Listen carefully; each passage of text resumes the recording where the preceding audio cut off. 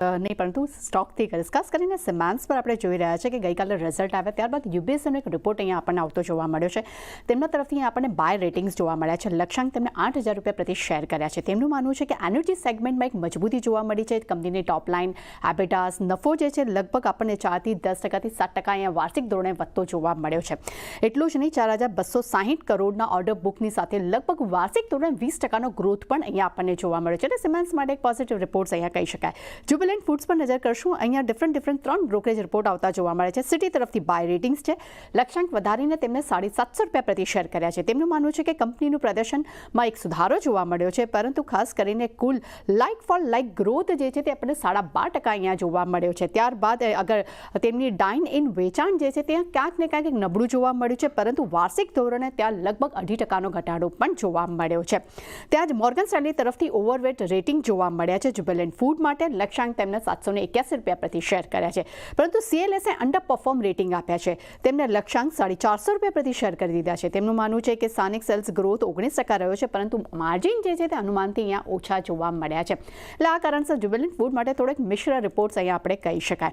ત્યારબાદ અશોક લેલેન્ડ પર નજર કરીએ. ગઈકાલે ખૂબ શાનદાર આપણને રિઝલ્ટ આવતા જોવા મળતા આઉટ પરફોર્મ પ્રદર્શન પણ જોવા મળ્યું હતું, પરંતુ બ્રોકરેજ રિપોર્ટ શું કહી રહ્યા છે તેના પર નજર કરીએ. મોર્ગન સ્ટેનલી ઓવરવેટ રેટિંગ આપી રહ્યા છે. લક્ષ્યાંક તેમને 284 રૂપિયા પ્રતિ શેર કર્યા છે. તેમનું માનવું છે કે વોલ્યુમમાં 2% વાર્ષિક ધોરણે ઘટાડો હોવા છતાં પણ એબિટા માર્જિનમાં 80 બેસિસ પોઈન્ટનો એક સુધારો જોવા મળ્યો છે. બીજી તરફ સિટી તરફથી આપણને અશોક લેલેન્ડ માટે બાય રેટિંગ્સ જોવા મળ્યા છે. લક્ષ્યાંક તેમને 270 રૂપિયા પ્રતિ શેર કર્યા છે. તેમનું માનવું છે કે Q3ના પરિણામ જે છે તે અનુમાન કરતાં સારા રહ્યા છે. ખાસ કરીને કંપનીનો ગ્રોથ મજબૂત જોવા મળ્યો છે અને કંપનીનું આઉટલુક જે છે તે પણ એક પોઝિટિવ તરફ દેખાડી રહ્યું છે.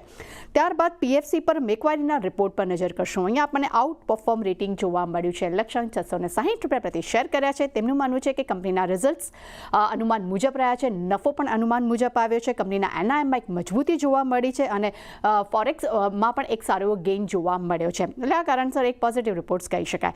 SBI કાર્ડ પર મેકવારીના રિપોર્ટ પર નજર કરશું. અહીંયા આપણને રેટિંગ અપગ્રેડ થતા જોવા મળ્યા છે. આઉટ પરફોર્મ રેટિંગ આપ્યા છે. લક્ષ્યાંક પણ વધાર્યા છે અને 1,000 રૂપિયા પ્રતિ શેર કર્યા છે. તેમનું માનવું છે કે આગામી 2 ક્વાર્ટર્સમાં કંપનીના ક્રેડિટ ખર્ચમાં નોંધપાત્ર ઘટાડો આવી શકે છે, જે કંપની માટે ખૂબ જ એક પોઝિટિવિટી ધરાવી શકે છે. આ કારણસર અહીંયા પણ એક પોઝિટિવ રિપોર્ટ છે. અને છેલ્લે નજર કરીએ લુપિન પર. HSBC તરફથી આપણને બાય રેટિંગ્સ જોવા મળ્યા છે. લક્ષ્યાંક તેમને 2565 રૂપિયા પ્રતિ શેર કર્યા છે. તેમનું માનવું છે કે Q3ના પરિણામ ખૂબ જ મજબૂત આવ્યા છે. એટલું જ નહીં, FY25માં એબિટા માર્જિન જે છે તે 23% થી 23.5% વચ્ચે રહી શકે છે. એટલે આની જેટલામાં બ્રોકરેજ રિપોર્ટ જાહેર કર્યા છે દરેકમાં એક સારી એવી એક્શન જોવા મળી શકે છે. જી તૃપ્તિ, આભાર આપનો આ સમગ્ર માહિતી